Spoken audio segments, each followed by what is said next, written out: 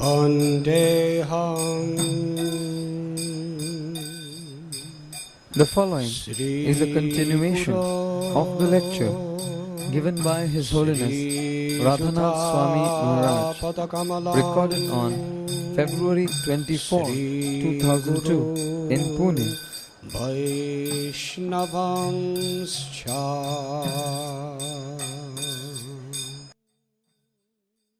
When Arjuna frustrated himself with all of his speculative ideas, even though they were based on Shastra, they were based on proper social understanding of Varnashram, nothing he said was wrong. But his attitude was not humble, was not submissive. He didn't come to the conclusion that I do not know anything. The more you think you know, the less you can learn. The less you think you know, the more you can understand. Therefore, the greatest scholars in spiritual subject matters feel that they know nothing. They're simply trying to be humble instruments. Arjuna was really humble.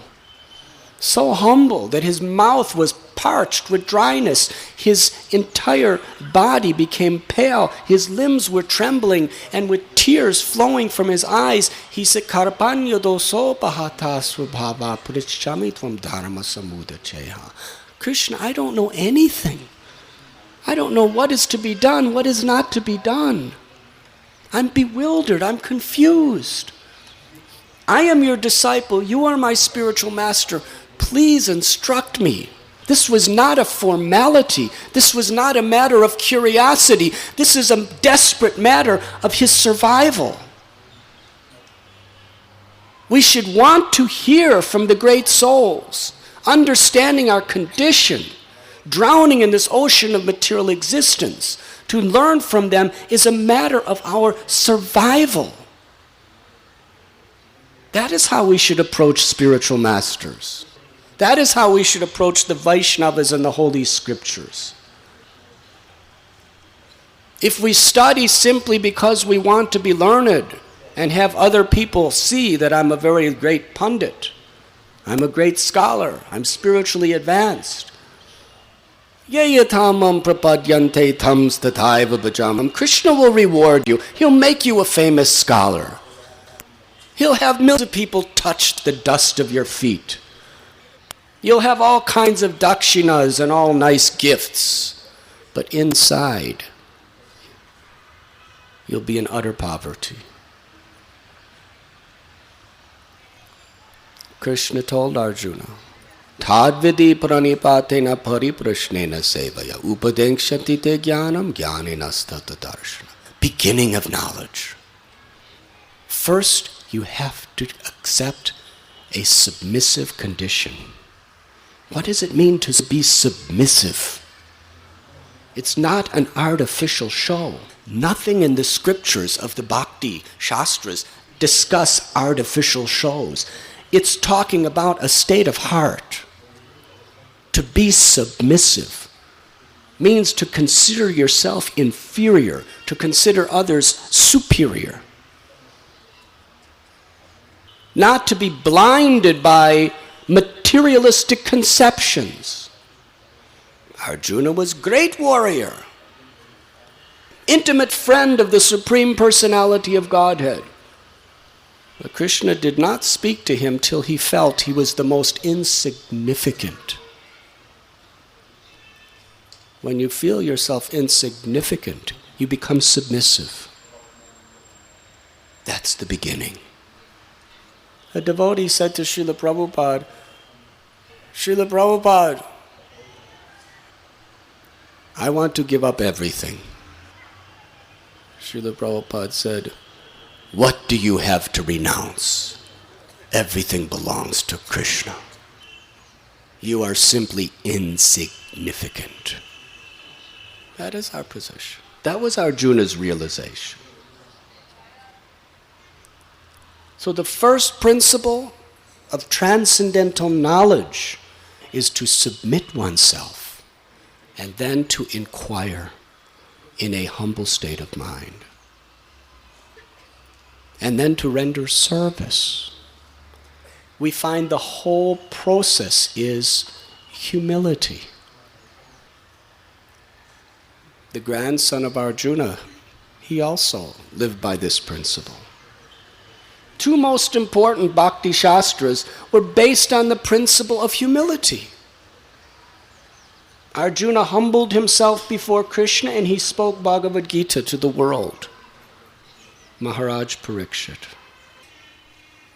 When he approached Sukadeva Goswami, he didn't say, "I am the king of all the planet Earth, and I renounced everything for the purpose of self-realization."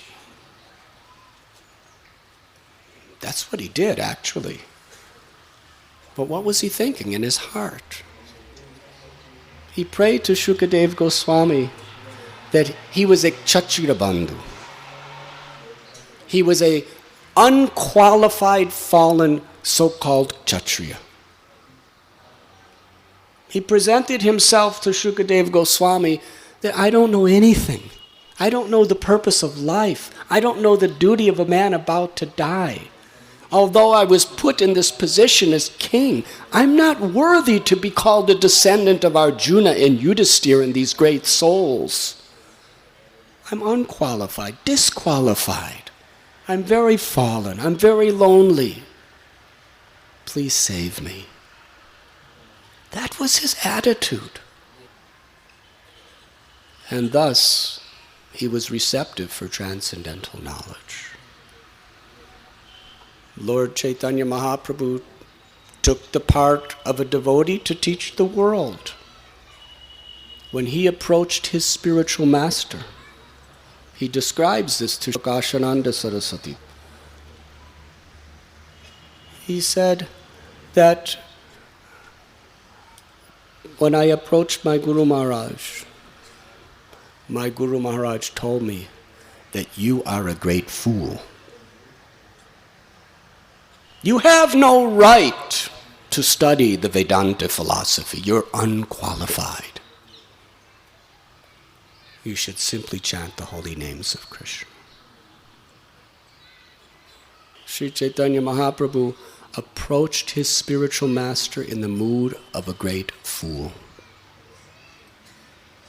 And he was very, very happy to admit to others what a fool he was in the presence of his spiritual master.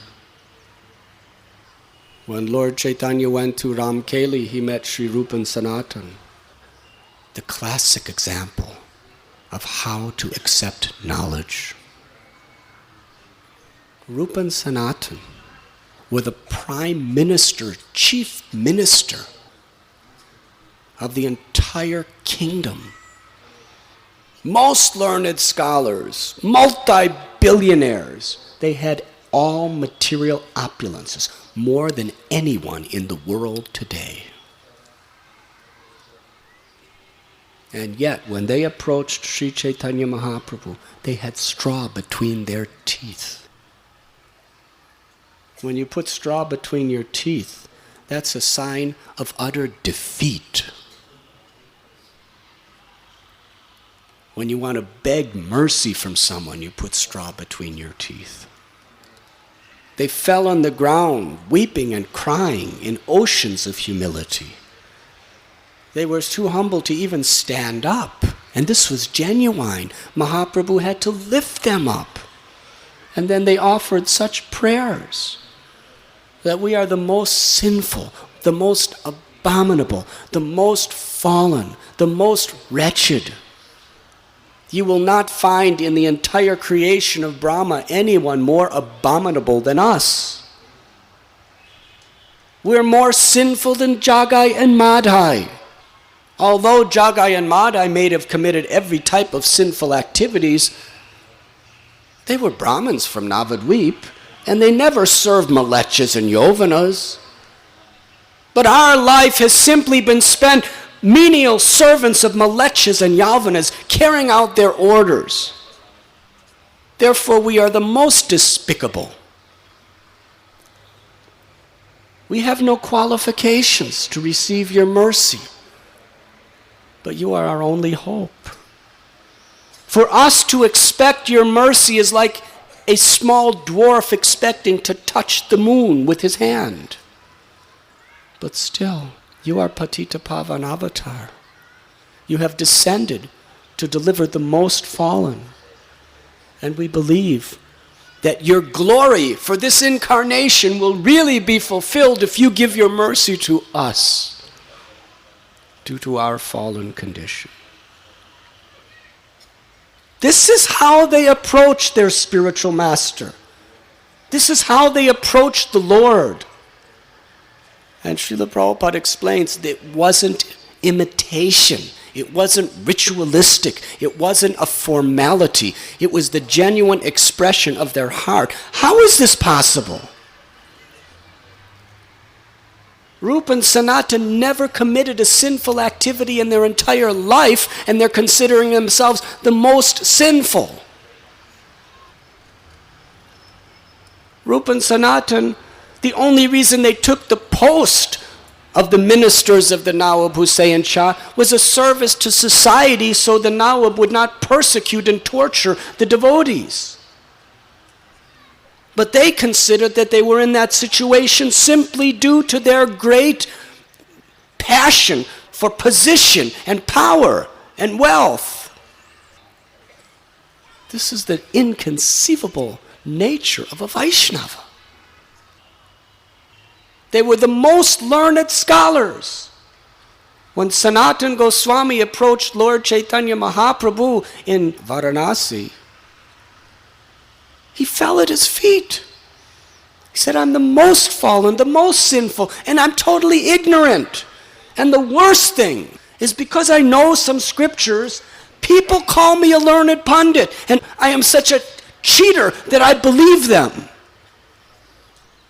But I don't know who I am, or where I'm going, or why I'm suffering these threefold miseries of material existence. Therefore, falling in an ocean of lamentation, I'm begging you, please instruct me. Thus, Srila Prabhupada says, humility is the beginning of knowledge. And without humility, knowledge of this absolute truth is simply impossible. And according to our humility, according to our submissiveness, Krishna and the great souls are inclined to bestow their mercy and reveal the highest truths to us. We read about that Rupa Kaviraj. He was blessed by Vishwanath Chakravarti Thakur's Guru's godbrother, by his own instructing Guru, Sri Krishna Charan Chakravarti. He was given so much wisdom, so much knowledge. And then the most intimate associate and disciple of Krishnadas Kaviraj Goswami, Mukundadas, bestowed so much kindness, love, and transcendental knowledge upon him. But then he became proud. And he offended Krishna Priya Devi, the daughter of Ganga Narayan Chakravarti.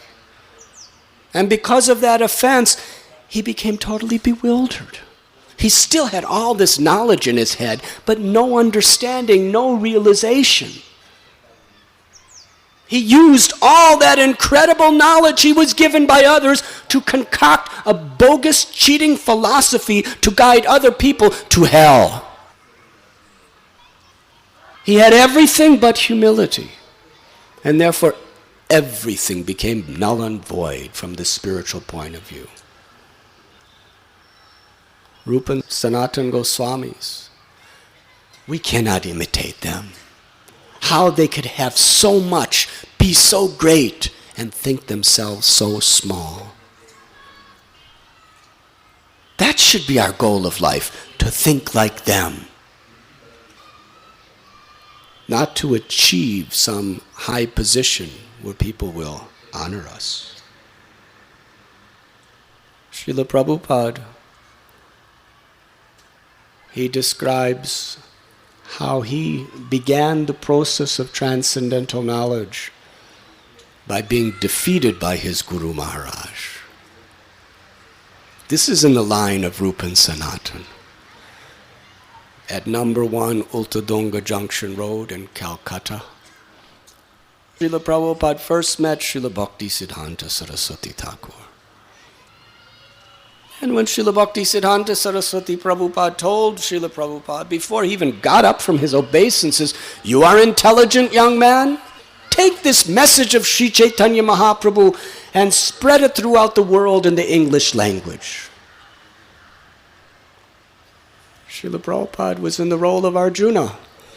He presented so many arguments that we are dependent, and every one of his arguments would be thoroughly accepted by everyone in the entire country of India except one man, Srila Bhaktisiddhanta Saraswati Thakur. That we're a dependent nation. First we should assist Gandhiji in getting freedom from the British rule.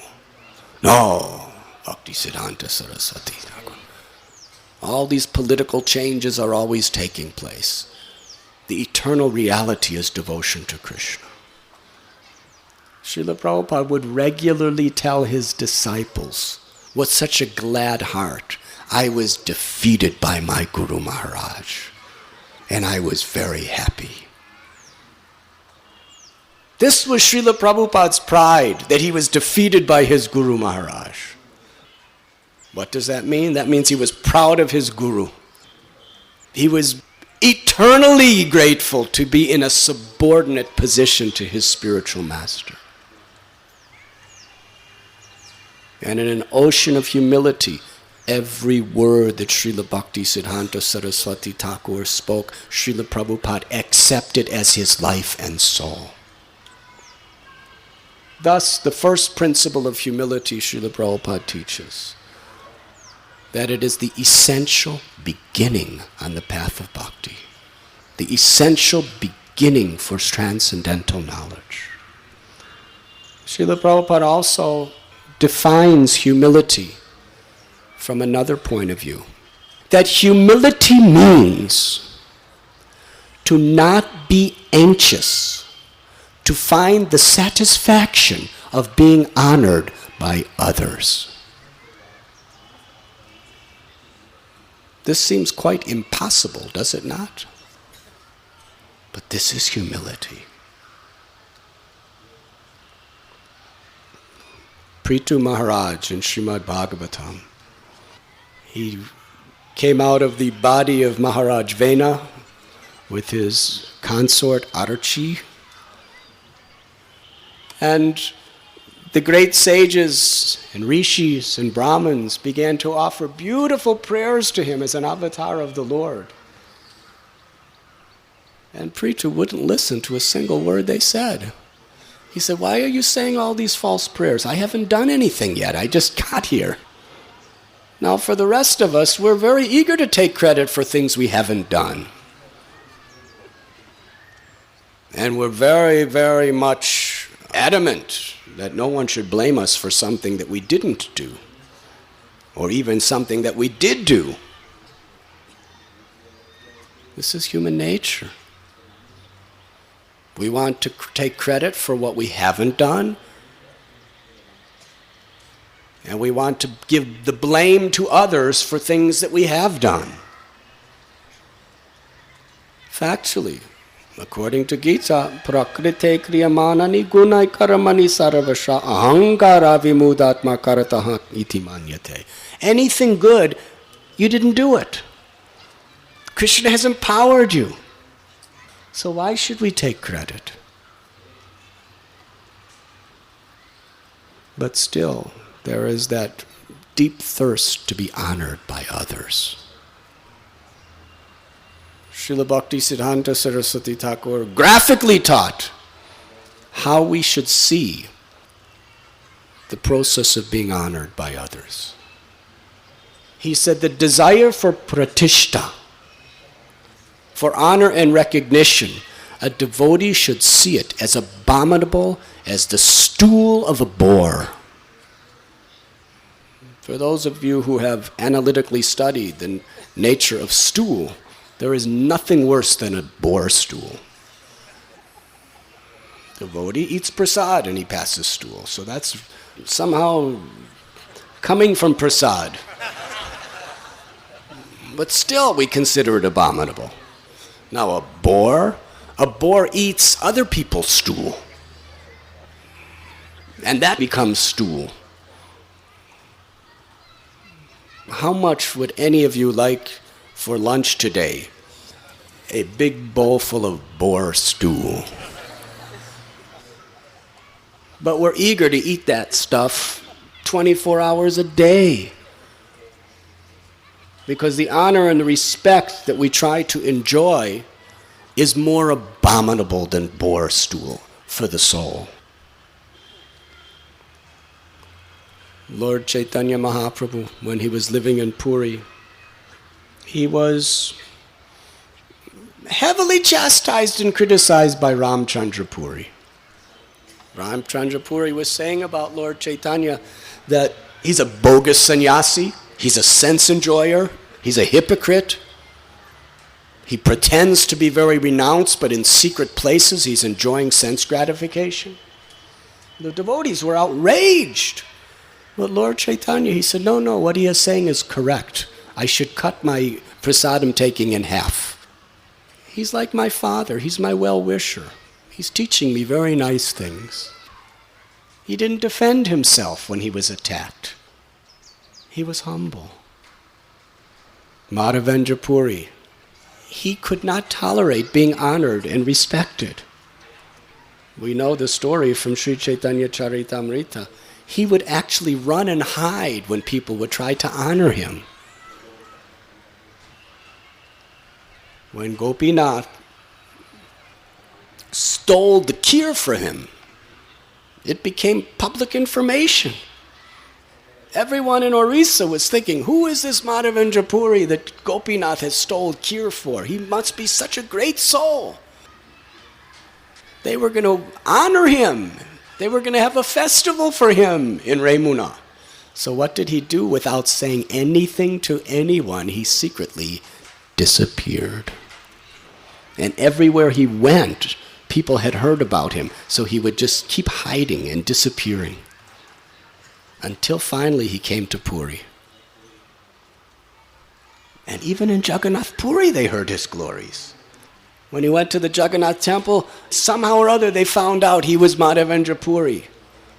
And then he was thinking, somehow or other, if I can use this honor and respect in Thakurji's service, then there's some value. So they were willing to do anything for the great Madhavendra Puri. If you so desire, some sandalwood, some camphor. So he wanted no honor for himself. But when it came, he was willing to accept it only for the purpose of devotional service, not for himself.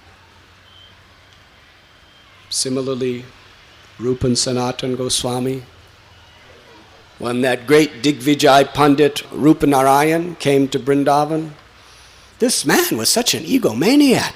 He traveled throughout all of India defeating people in debate, and they had to sign his Vijay Patra. Whole list of all the pundits he defeated. And you know how hard it was for those pundits to sign their names? That means discredit. They were defeated. So he went to Rupa and Sanatan, hearing that they were the greatest scholars of Vrindavan. And they very humbly, meekly said to Rup Narayan, actually, this is all propaganda. We're not very learned. We're no match for you. We don't even want to waste your time. We're insignificant in our scholarship in relationship to you. Just give us the Vijay Patra and we will sign it. They signed it. They didn't care what people thought about them. They had no desire for honor or prestige. They were humble. But Jiva Goswami, he was also equally humble. But to defend Rupa and Sanatan's prestige, he was willing to have debate and defeated him. Gopal Bhatta Goswami, Lokanath Goswami, great crest jewels of humility, who had no anxiety to find the satisfaction of being honored by others. When all the Vaishnavas blessed Srila Krishnadas Kaviraj Goswami to write Sri Chaitanya Charitamrita, they knew that this would be the classic literature for all time to come, describing the glories of the life and teachings of Sri Chaitanya Mahaprabhu. Now, which one of you here today would find satisfaction in being somewhere in that book? For all time to come, you're seen as an intimate associate of Lord Chaitanya. When Kaviraj Goswami was taking blessings from every devotee, Gopal Bhatta Goswami and Lokanath Goswami both said, "We will give you blessings under one condition. You do not mention our names or say anything about us." That was their humility. They were two of the most prominent, topmost Vaishnavas in all of Braj Bhumi. But they wanted no honor, no respect, no prestige, no reputation. They simply wanted to serve. But in their hearts, they actually felt that they were disqualified to be spoken of in the same book as Lord Chaitanya and his other associates. They felt ashamed to be identified with the association of such persons as Rupa and Sanatan. This is humility. Srila Bhakti Siddhanta Saraswati Thakur, he emphasized more than anything else, Trinadapi Sunichena Taror Iba Sahishnana Amani Namanadena Kirtaniya Sadahari. Srila Bhakti Siddhanta Saraswati Thakur said that this is the Siddha Pranali mantra for the Gaudiya Mat. By understanding the depths of this verse and applying it to our life, the eternal Leela of Vrindavan, our eternal relationship with Krishna in Vrindavan will be revealed. Srila Prabhupada explains very emphatically on many occasions why Srila Bhakti Siddhanta Saraswati Thakur instituted this particular type of sannyas into the Gaudiya Sampradaya. Please try to understand. Sometimes people want to take sannyas so that they'll get prestige and honor as being something great. But actually, Bhakti Siddhanta Saraswati Thakur established sannyas for a very different reason. From the time of Sri Rupa and Sanatan, the highest order in the Gaudiya Mat was the Paramhamsa Babaji stage. And this was followed by such great souls as Narottam Das Thakur, Vishwanath Chakrabarti Thakur, Krishnadas Kaviraj Goswami. They dressed in the simple robes of Paramhamsa. See, there's 4 stages of sannyas. There's Kutichak, Bahudak, Parivrajacharya, and Paramhamsa. Paramhamsa is the state of the highest realization and liberation. So Srila Bhakti Siddhanta Saraswati Thakur, he saw with his eyes that practically the whole sampradaya coming from the Lord, the so-called Babajis or Paramhamsas, were addicted to all kinds of sense gratification and misconceptions.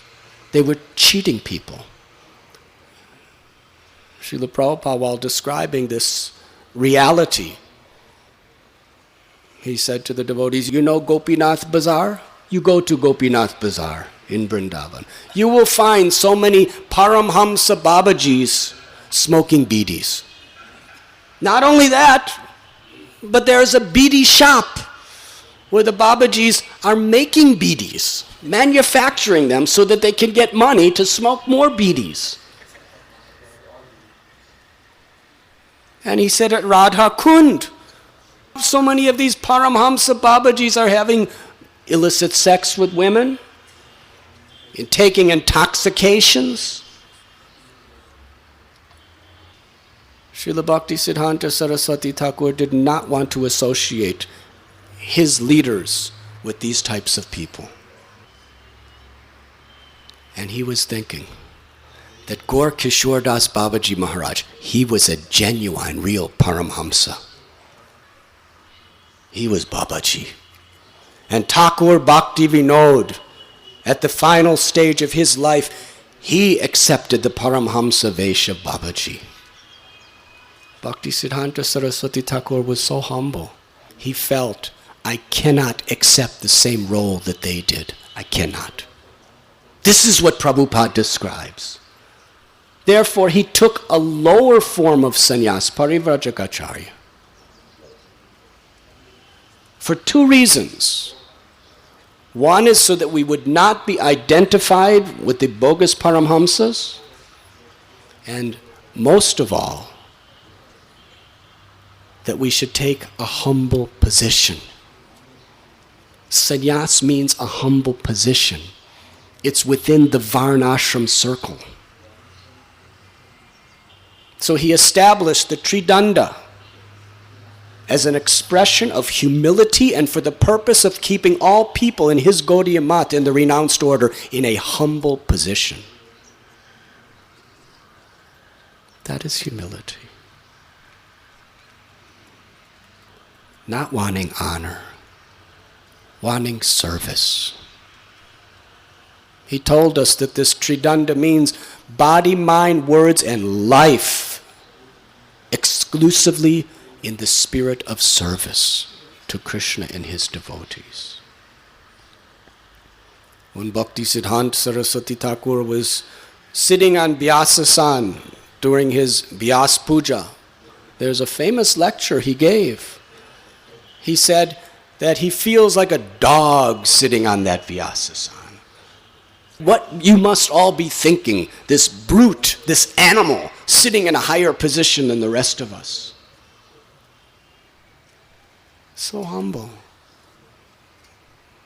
He expressed, it is only for your benefit. I may be the most fallen, but somehow you have asked me to represent Vyasadeva, so I am sitting here. He didn't want honor, he only wanted service. Srila Prabhupada was in that spirit. In 1972 in New Vrindavan, I remember he was saying the same message during his Vyas Puja. That you people may be thinking, why is this man sitting in this high position, accepting so much honor and so many gifts? He said, it's not for me. We're simply the humble representative, servant of all others. That was Prabhupada's mood. And he proved it. When he was in Australia, people were saying very critical words against him from the audience because he was sitting on a high, nicely upholstered seat. So the next day he told the devotees, I'll sit on the floor and give my katha. The devotee said, what? He said, no, people are not appreciating this. I will sit on the floor. What does that mean? Srila Prabhupada was only taking the position not to be honored, not to be respected, but simply to serve. Whatever was the best position for him to be in, to render humble service to the conditioned souls and to his spiritual master, that was the position he would take. Amanina manadena. He did not want any honor, no respect. If you want honor, you don't deserve honor. If you don't want honor, you deserve honor. Who can understand this philosophy?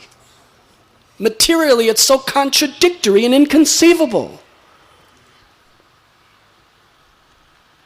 Srila Prabhupada explains. Please listen carefully. If one acts acts and speaks in a very humble fashion. But that person does not show respect to Krishna, to the spiritual master, and to all Vaishnavas, then that is simply a false show of humility. Another quality of humility, Prabhupada explains, that if one actually has a real relationship with Krishna, then that devotee will feel within his or her heart that they do not even have a single drop of love for Krishna. If you think you have love for Krishna, to that extent, your relationship with Krishna is very far away. This was exhibited by Sri Chaitanya Mahaprabhu. While living in Navadvip, one day he was walking along the bank of the Ganga, and some materialistic people began to criticize the path of devotional service. So Sri Chaitanya Mahaprabhu walked away from them and went to the house of Srivas Thakur, where he said, I have just heard criticism of Krishna and his devotees. Purify my heart by beginning Harinam Sankirtan. They began to chant. Mahaprabhu stopped the kirtan and said, I feel no love in my heart. And ultimately, he just ran out the door, jumped in the Ganges, went underwater to take his own life. Haridas Thakur and Nityananda Prabhu seeing his condition, he was weeping, he was crying, he just ran to the Ganges to end his life. They jumped in after him. One grabbed his hair, one grabbed his feet, and somehow or other they took the beautiful form of Lord Gauranga and placed him on the bank of the Ganga. And Lord Chaitanya Mahaprabhu was so depressed. He said, why did you do that? Why did you take me out of the Ganga? And Nityananda Prabhu was just trembling in fear. He said, my Lord, why did you try to take your life? The Lord said, because I have no love for Krishna. What is the use of living? I have no love for Krishna. If I even had one single drop of love for Krishna, I would have died long ago due to separation from Krishna.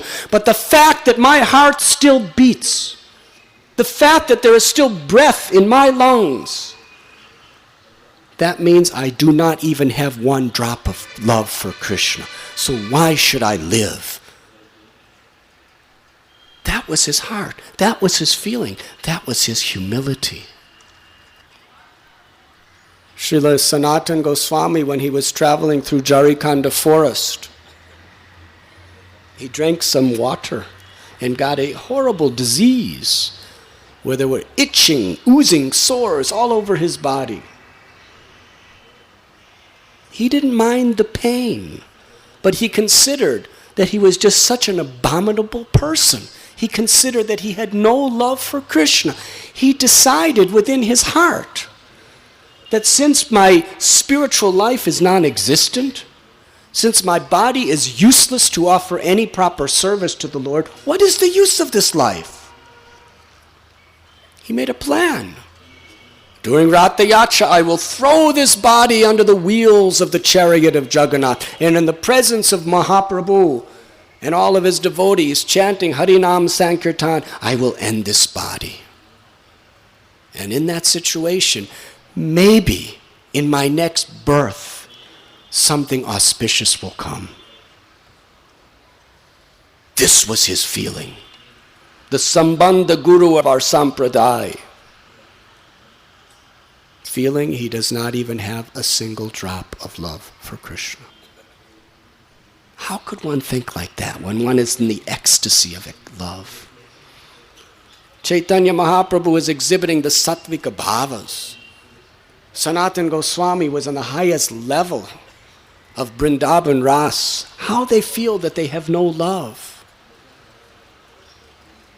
Even in Goloka Vrindavan, even Srimati Radharani, sometimes she prays with tears in her loves that she has not even a drop of love for Krishna. How is it possible? Because the more we understand the glory of Krishna, the more we realize how much love we should be offering to Krishna. What an unlimited reservoir of loving qualities he has. The more we realize that our love is insignificant.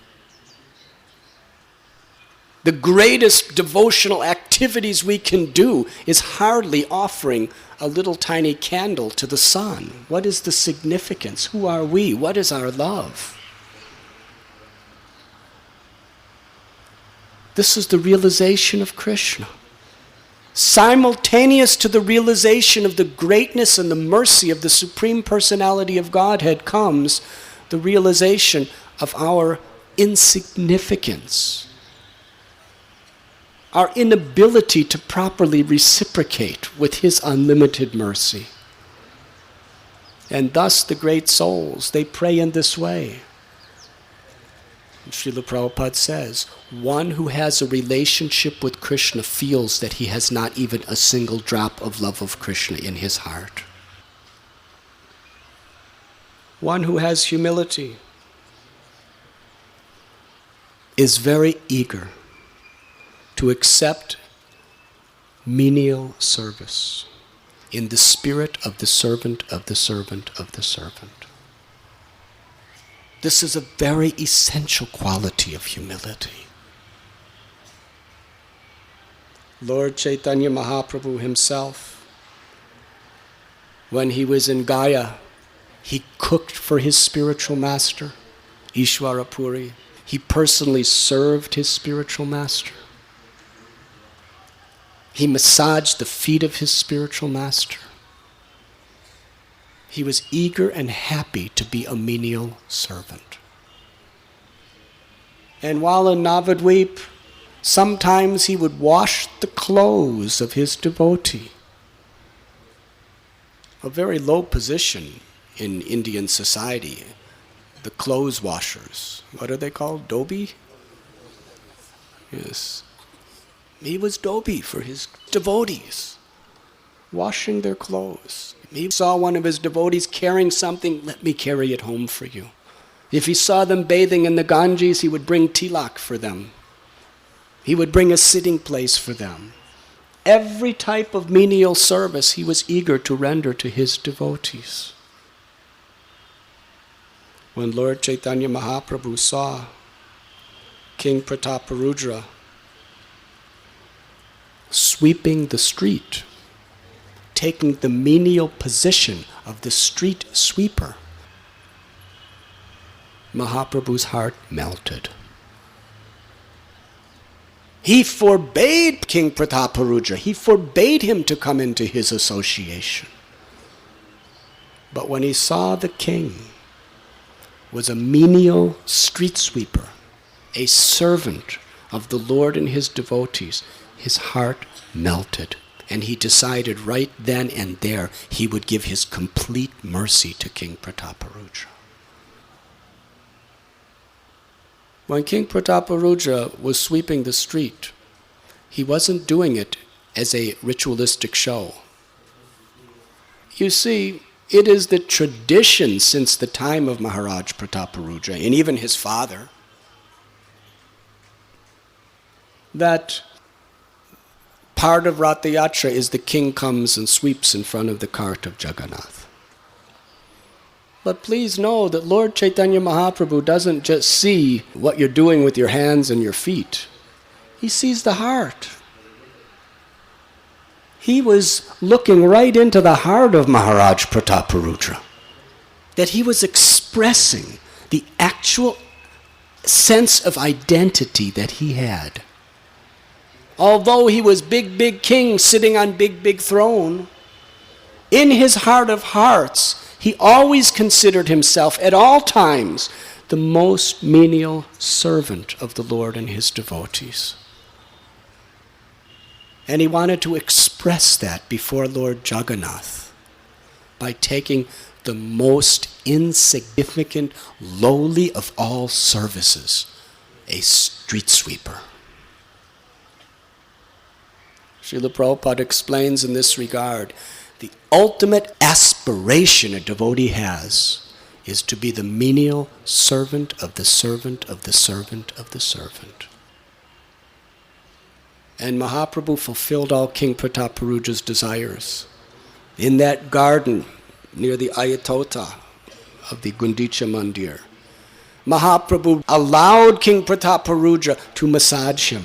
He embraced him. He bathed him with his tears. He showed him his divine opulences. He praised him.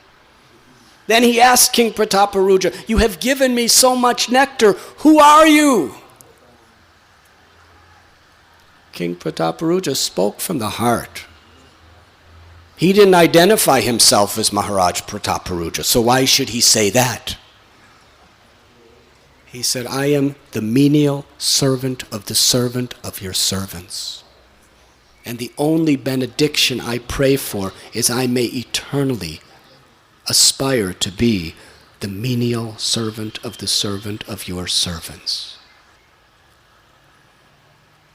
Srila Prabhupada explains, when we pray for this honestly, then Krishna will take our prayers actually seriously. That is how we please the Lord. Not by trying to be great, but by trying to be a menial servant of the great. That is greatness in the eyes of God. Rupa and Sanatan Goswami, when they were living in Ramkeli, such fabulous wealth, they built a gigantic, opulent assembly hall just to invite Vaishnavas and Pandits to come and discuss Srimad Bhagavatams and other types of philosophy. And amongst all the great Pandits and scholars, they were foremost.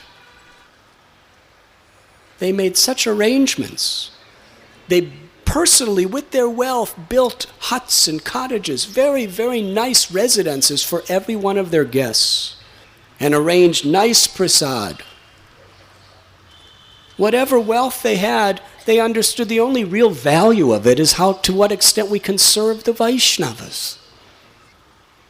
All the rest was simply a burden. Chaitanya Das, the father of Srinivasacharya, explained to Srinivas one of the most heart-moving experiences of his life. He told how years before, his Guru Maharaj took him to Ramkeli to meet Rupa and Sanatan. He said at that time they were Dabir Khas and Sakar Malik, chief ministers of the king. Such wealth. He said they were sitting on raised seats. They were both more beautiful than Cupid himself. They had the wealth of Indra, the intelligence of Brihaspati, and so many thousands of people were coming just to be with them and hear from them. But Rupa and Sanatan, they were just eager to hear from the other Vaishnavas. They would sit at the feet of the other Vaishnavas to listen.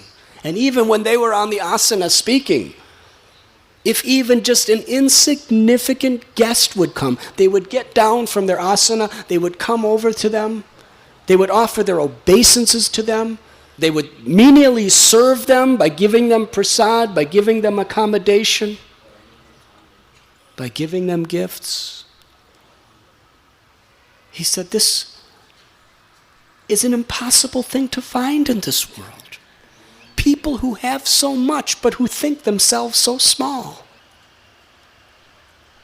It's said that a pauper is even proud of his penny. What to speak of Rup Sanatan, Dabir Khas, Sakar Malik, what they had, everything. But still, there was not a trace of false pride, only a desire to humbly serve all others. Jiva Goswami, Prabhupada explains he was the greatest philosopher that ever lived. He already defeated Digvijay Pandits. In Varanasi, the high seat of learning in India, for the Mayavads, he was considered the greatest scholar in all of Varanasi. Then he came to Vrindavan. And he became menial servant of Rupa Goswami. He would massage his feet. He would clean his utensils. He would arrange the puja paraphernalia for him. He would go out and pick particular types of palm leaves and prepare them for his Guru Maharaj to write his books on. When his Guru Maharaj would be sitting, he would fan him. Most menial services. And one time when he honestly, for no other reason than trying to defend the integrity of his spiritual master, Rupa Goswami told him that you are full of pride. When that Rup Narayan was defeated by Jiva Goswami, he had no desire except to protect the dignity of Rupa and Sanatan and Gaudiya Vaishnavism. So he defeated him. Rupa Goswami said, why did you argue with that rascal? That means you still have pride. You still want to be victorious. You still have a sense of wanting to be important. In Vrindavan, there is no place for that. Get out. He didn't defend himself. He considered, yes, I'm full of pride. Yes, I'm most fallen. I'm offensive. I'm thinking myself important. And he went to Nandaghat, and there he performed severe austerities to try to atone for his offenses, although he never did anything wrong. But he accepted it. And Rupa Goswami wanted to show the world through his disciple what is real humility. Menial servant. Narottam Das Thakur, when he went to Vrindavan, Lokanath Goswami, he was so humble, he did not want disciples, he wouldn't let people serve him. So Narottam Das Thakur, secretly he would serve him. He was willing to go on doing this for the rest of his life. Early in the morning, he would go to the place where Lokanath Goswami would respond to the calls of nature and clean it very nicely, for his Guru Maharaj would not be inconvenienced. He would sweep the place. He would, with his own hands, clean the stool and urine. And nobody in the entire creation knew that he was doing this. He wasn't advertising. He actually was a menial servant. And one day Lokanath Goswami is so moved by who is the humble person that's doing this. He actually, hours before he usually came, he was hiding in the bushes to see who. And there he saw, very quietly, Narottam in the darkness of the night, picking up his urine and stool, cleaning the area, washing the area. Lokanath Goswami, he was astonished. He began to cry tears. He said, Narottam, you are a prince. You're coming from royalty. You're a great scholar. How could you be doing this? Cleaning the stool and urine with your hands. Why? Narottam Das Thakur spoke. The humility of his heart. With all honesty, that dear Guru Maharaj, I have left all the illusory wealth and prestige of this world to come here to Vrindavan, where I have found the ultimate of all treasures, humble menial service to my spiritual master. Lokanath Goswami said, why you're serving me? Why you want me to be your guru? You already had the darshan of Sri Chaitanya Mahaprabhu. He embraced you. He filled you with his love. Narottam Das Thakur said, I have nothing, I have no love. My only shelter and my only hope is in the dust of your lotus feet. That is humility. Srila Prabhupada exhibited that humility of menial servant. He left the ultimate spiritual kingdom of Vrindavan Dham to come to New York City. When he was living in the Bowery,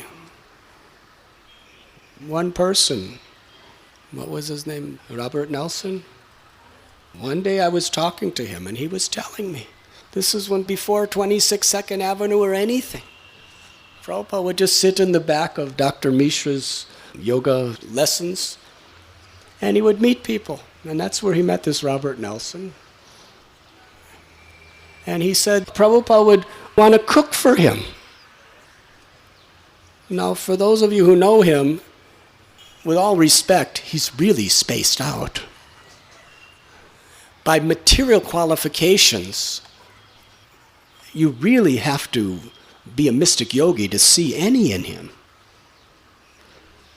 Just like some of Prabhupada's godbrothers said, when they came to the West, they were trying to preach to the elite in society. Well, I can say that this person is not at all the elite in society. He was, by all standards, materialistically just a failure. Not much intelligence, spaced out, kind of dirty and lazy kind of person. But Srila Prabhupada would personally go out and buy food at the grocery store. He would cook for him. He would serve him prasad. He would clean up after him. And then he would just lay on his left side with him and talk about Krishna. He'd give him Bhagavad Kathas. Such a servant. At 26 Second Avenue at the beginning, Srila Prabhupada would do the purchasing, he would do all the cooking, he would do all the serving, and then he would do all the cleaning of the pots, the plates, and the room itself. And nobody even thought. One day, some of the guests stayed a little later, and they happened to see Prabhupada cleaning everything. They asked, Swamiji, all these weeks we've been coming, you're cleaning all of our dishes and cleaning the floor and cleaning everything for us? And Prabhupada never said a word. He was quiet. And then this guest said, can we help you, Swamiji? And Prabhupada smiled and said, I've been waiting for someone to ask that question. He was 70 years old at that time. 71, actually.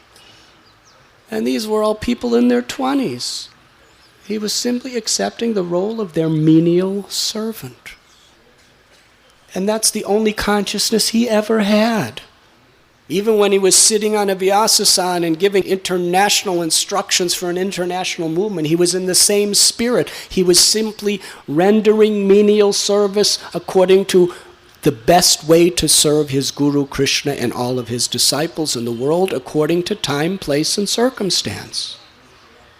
Whether he's washing his disciples' plates, and whether he's chastising him and telling him an instruction of how to preach. Whether he's sitting on the floor or sitting on Vyasasana. He was simply the menial servant of every living being. That is Vaishnava. That is Acharya. That is Srila Prabhupada. Another quality Srila Prabhupada describes of humility is that one considers oneself the most fallen. One considers oneself insignificant. When Lord Chaitanya Mahaprabhu returned from Gaya, he went to the house of Sukumbar Brahmachari. Sriman Pandit told the devotees that Lord Chaitanya wants you all to come there because he wants to reveal the sorrow of his heart. Lord Chaitanya Mahaprabhu was just weeping, crying, saying, where is Krishna? Where is Krishna? At one point he fell on a pillar and slid down and went unconscious. Then when he came to consciousness, he asked Sukumbar Brahmachari, "Is there anyone here?" He said, "Your friend Gadadhar Pandit, he is here." Lord Chaitanya went to Gadadhar Pandit with tears flowing like incessant rivers from his eyes, tears of humility. He said, "Gadadhar, you are so great. Your life is so glorious. From your very birth you have been worshipping Krishna with your heart and soul. But I am so unfortunate that throughout my life I simply uselessly wasted my existence in the pursuit of mundane studies. But then, by the causeless mercy of Lord Krishna, he revealed himself to me. I saw his form. But then, due to my previous sinful, bad karmas, the Lord disappeared. Where is Krishna? Where is Krishna? Please tell me, show me, where is Krishna?" He was weeping and crying in separation. Sri Chaitanya Mahaprabhu taught us that the best and safest method of developing Krishna consciousness is by cultivating feelings of separation. Why? Feelings of being with Krishna in a premature state creates a sense of false pride. That I'm very great, I'm very advanced, I'm seeing Krishna, I'm with Krishna. But actually to feel separation means humility. That because I have no qualification, because I have no love, because I have no spiritual substance, I can't see Krishna. I can't find Krishna. That was the mood of the 6 Goswamis. He Radhe Brajadeva Ke Chalalite He Nanda Shuno Kutha. Where are you, Radharani? Where are you, Krishna? Are you at Bamsivat? Are you at Govardhan? Are you at Radha Kund? Are you at the bank of the Jamuna? Srinivasacharya says this is how they spent their lives, searching for Krishna. And Srila Prabhupada explains this cultivation of separation cultivates humility. If you're proud, you can't actually feel real separation from Krishna. You have to feel yourself empty. Sunyayatam jagat sarvam govinda virahena me. This is Mahaprabhu. This is his teaching. That this entire creation is a dreary void, bereft of the vision of Govinda. He is teaching his disciples to cultivate this humility. Haridas Thakur, how he considered himself the most fallen. While living in Fuliyagram, Sri Advaita Prabhu honored him as the greatest Brahman by giving him the first honors of the Shraddha-patra. But did he tell anyone that? When someone would call him a low-down malecha, did he say, "What? Don't you know? Didn't you read the news? Advaitacharya gave me first Shraddha. He honored me as the greatest Brahman in all of Nadia." He never said that. He felt ashamed. I don't deserve this. When he went to Puri, Lord Chaitanya Mahaprabhu was meeting all the devotees in the Gambhira. And Haridas Thakur, he didn't even come in. He was out in the dirt of the road offering his obeisances. And he just laid there.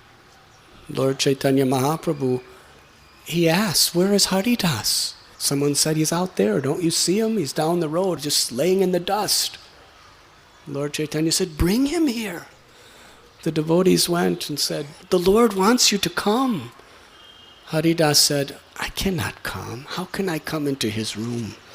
How can I be with all these great devotees? I'm just the lowly, untouchable, contaminated dog." So Lord Chaitanya Mahaprabhu came out of his Gambhira to meet Haridas Thakur. He was so humble, he wouldn't even come before the Lord. The Lord had to come to him. That is the power of humility. It attracts Krishna. Then Lord Chaitanya Mahaprabhu himself arranged the residential quarters for Haridas Thakur at Siddhabakula, a place where he could peacefully do his bhajan and he could see the chakra atop Jagannath's temple. It is described when the Lord would have utsavs with his devotees. They would all be sitting and having prasad.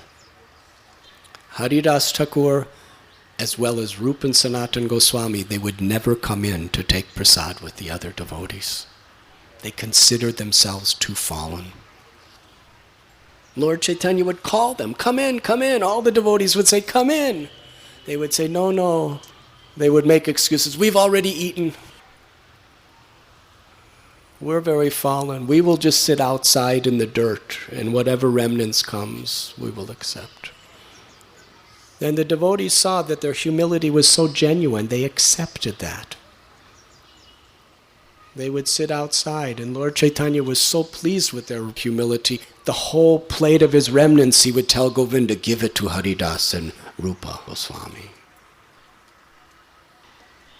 During the Mahaprakash in Srivas Thakur's house, after Lord Chaitanya Mahaprabhu described with great ecstasies the glories of Haridas Thakur and revealed his opulences of Sham Sundar to him, he asked Haridas, accept a boon, please take a boon. Haridas Thakur, tears flowing from his eyes, folded palms, he prayed that I'm the most fallen. The worst thing about me is I have a great longing in my heart to be seen as an important person. That is my hypocrisy. That is my sinful condition. Although I'm insignificant, I want people to think that I'm important. If you want to grant me a boon, my Lord, please give me this boon.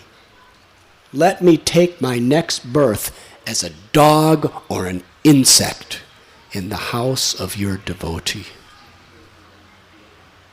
Because then I will get the remnants of their Mahaprasad and I will always have their association. In this state of consciousness, my Lord, let me always chant your holy names. The devotees were weeping. This is all they wanted. Let me be an insect or a dog, but let me have the association of your devotees, and let me have the remnants of the food that falls from their mouth. When Lord Chaitanya Mahaprabhu came to his room, the day before Haridas left his body, he told the Lord, I'm diseased. I can't finish my rounds. I have one desire. Let this useless body fall down in your presence, chanting your name with your feet upon my heart and my eyes seeing your moon-like face. Lord Chaitanya, he was heartbroken. He said, Haridas, you are my principal associate. You're my life and soul. What will this world be without your association? Haridas Thakur said, my Lord, why are you creating this illusion? If one insect dies, what is the loss to this universe? Similarly, if an insignificant fallen soul like me dies, what is the loss to the universe? This is the mystery of humility. Sri Chaitanya Mahaprabhu already honored Haridas Thakur as the Namacharya, the Acharya of the Yuga Dharma of this age of Kali. And yet he's considering himself less significant than an insect. Trinadapi sunichena tarori vasahishnana amani namana dena kirtaniya sadardi. It is because of this consciousness of humility of Haridas that he could constantly chant the holy names. Hare Krishna, Krishna Krishna, Hare Hare, Hare Ram, Ram Hare Hare. When Rupa Goswami and Sanatan Goswami came to Puri, they lived with Srila Haridas Thakur. And none of them would go even with an attempt to enter Jagannath's temple. Inconceivable. I know people from Western countries who disguise themselves to try to get in. But Rupa and Sanatan, they were born of Saraswat Brahmin families from Karnataka. Highest prestigious position as far as caste. They were learned scholars. They were empowered disciples of Chaitanya Mahaprabhu. But they considered themselves malechas and yavanas.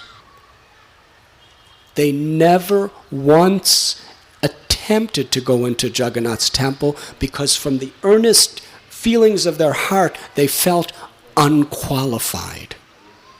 They felt that they would contaminate the atmosphere if they came in. The other devotees would meet Lord Chaitanya in Gambhira. Haridas Thakur, Rupa and Sanatan never even entered Gambhira. They consider themselves too fallen. Although Lord Chaitanya Mahaprabhu personally coronated in his own transcendental way Rupa Goswami to be the acharya of our whole sampradaya, he felt himself the lowest of the low. Srila Sanatan Goswami, we have explained in Jarikanda, he wanted to just end his life. He considered himself so abominable by throwing his body under the chariot of Jagannath. But Chaitanya Mahaprabhu knew his heart. He said, Sanatan, why are you a thief? My Lord, can you explain? He said, it is the nature of a thief to destroy another person's property. You have already surrendered your body to me. How dare you think you have a right to destroy my property? I have many things I want to fulfill through you. So Sanatan Goswami was thinking, the Lord is not pleased with my idea to take my life. In fact, suicide is utterly forbidden in our Vaishnava Sampradaya. It is a great offense because we have no right to destroy the property of Krishna. Krishnadas Kaviraj explains the supreme, unparalleled nature of Sanatan Goswami's humility in this particular passage from Sri Chaitanya Charitamrita. Where Sri Chaitanya Mahaprabhu, he called Sanatan Goswami to come and join him for lunch prasad. He was at the Yamala Gardens near the ocean. So Sanatan Goswami had two ways he could go.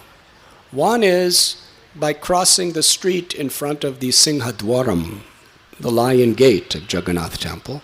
That means going through the town and getting there. The other was going along the seashore. But it was the month of April, May. And it was noontime. Scorching heat. The sand was like fire. And he never wore shoes. As he was walking along the sand, his feet became blistered. He arrived when Lord Chaitanya was taking rest after prasad, but the remnants of his Maha Prasad was waiting for Sanatan. When Lord Chaitanya Mahaprabhu came and met Sanatan, he saw his feet. They were all discolored, blistered. He said, Sanatan, what happened to you?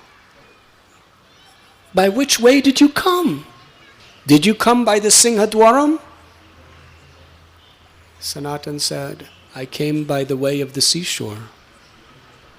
Lord Chaitanya said, no one can do that. It's impossible. That sand is like blazing coals. Look at your feet. Why didn't you come by Singadwaram? Sanatan was silent. He didn't say a word. But in his heart, he was thinking that so many of the pujaris of Jagannath's temple is coming in and out of the Singadwaram.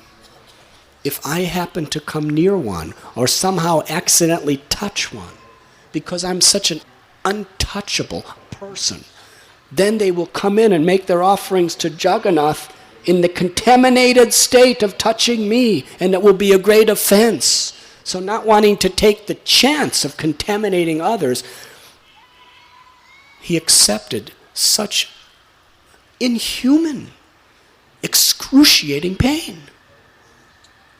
But actually, because Sanatana Goswami was so eager to see Lord Chaitanya, he didn't even feel the pain on his feet. That is humility. Krishnadas Kaviraj Goswami, this Paramhamsa, highest state of transcendental realization. Of all the Vaishnavas, they selected him to be the one to write Sri Chaitanya Charitamrita. Knowing his purity, knowing his unparalleled love of God, his scholarship, his humility, they chose and empowered him. But what does he think of himself? He writes, I am suffering boils due to envy. And I'm suffering terrible disease due to my sins.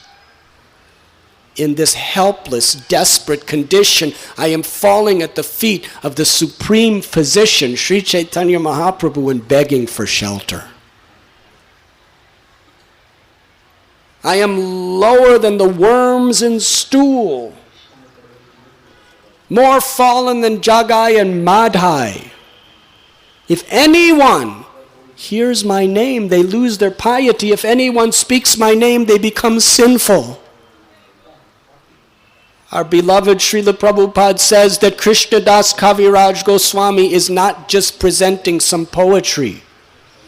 He is revealing the inner content of his heart.